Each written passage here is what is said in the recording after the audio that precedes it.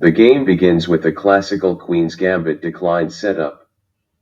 White opts for the London system flavor with bishop f4, aiming for a solid and flexible structure.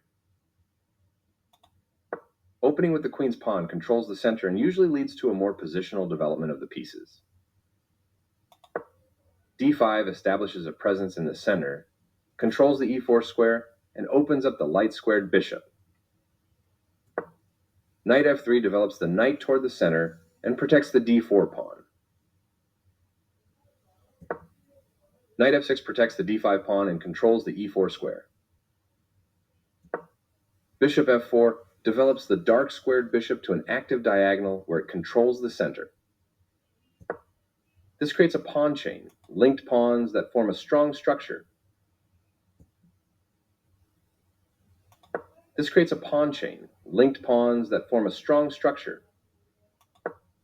Applying pressure to white's pawn chain. Black challenges white's center early with c5, and the exchange d takes c5 bishop takes c5 leads to an open position where both sides have active piece play. This activates a bishop by developing it off of its starting square.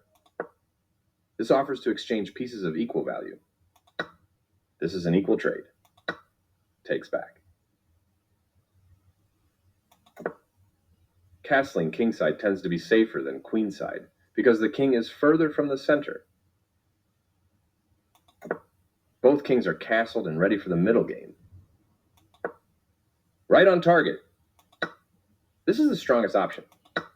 Recaptures. This maintains the balance of material with a good trade. Takes back. The early queen trade q takes d8 rook takes d8 is interesting. While it simplifies the position, it also signals a transition into a minor piece endgame, where precise calculation and pawn structure will be critical. This connects the rooks, which helps them work together. Black develops further. This takes an open file, a common method for activating a rook. This moves the bishop to a more active square, making it gain scope. This moves the bishop to a better location, allowing. This threatens to force doubling of pawns. This threatens to kick a knight. This threatens to win material through a tactic. Black's bishop b5 is a clever attempt to disrupt white's structure, but after bishop takes b5, a pawn takes b5, white gains the a file and a slight structural advantage due to black's isolated b pawn. Recaptures.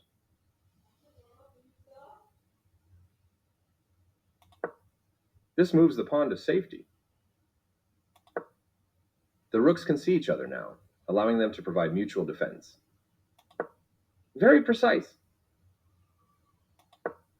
Black activates the last piece, bringing all pieces into play. Right on target. That's not a mistake, but it's not the best move either. This offers to exchange pieces of equal value. White's knight e4 is a strong centralizing move, targeting the weakened b5 pawn and increasing pressure on black's position. This allows the knight to control more squares. After all captures, this is an equal trade. This overlooks a better way to recapture a piece. That's an unfortunate error. This is the strongest option. This steps away from the checking rook. This moves the rook to safety. Very precise. The sequence are takes d8 check, rook takes d8, rook c2, rook d1 check, king e2, rook b1 shows black's active rook play, but white's knight c3 and subsequent exchanges neutralize black's initiative. This is an equal trade. This maintains the balance of material with a good trade. After all captures, this is an equal trade. After 24th move, rook takes b2, knight takes b2, The position simplifies into a knight endgame, but white's pieces are more active, and black's pawns are vulnerable.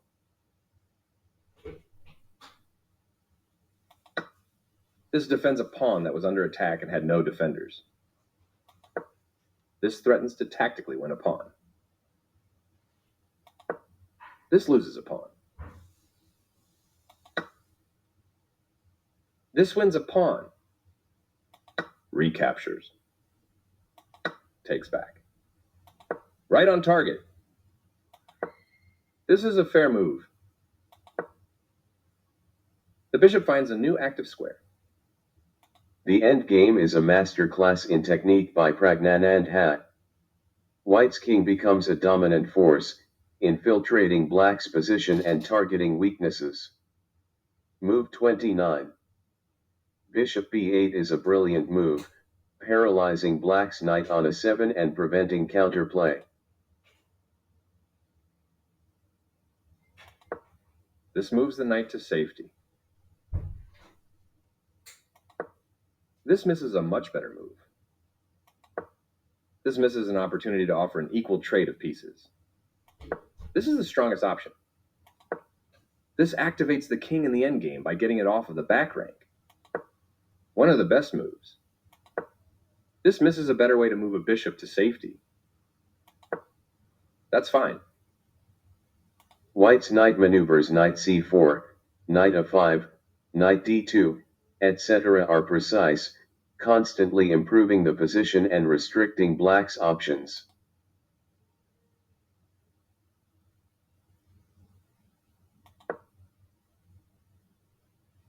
This is an equal trade. Recaptures. This is the only move that works. This steps away from the checking knight. Very precise. The knight is kicked by a pawn and must now move or be captured. This misses a better way to move a knight to safety. A solid choice. A very strong play. Right on target. One of the best moves. This is the only good move. This defends the attacked pawn. This is the strongest option. Very precise. A solid choice. Right on target.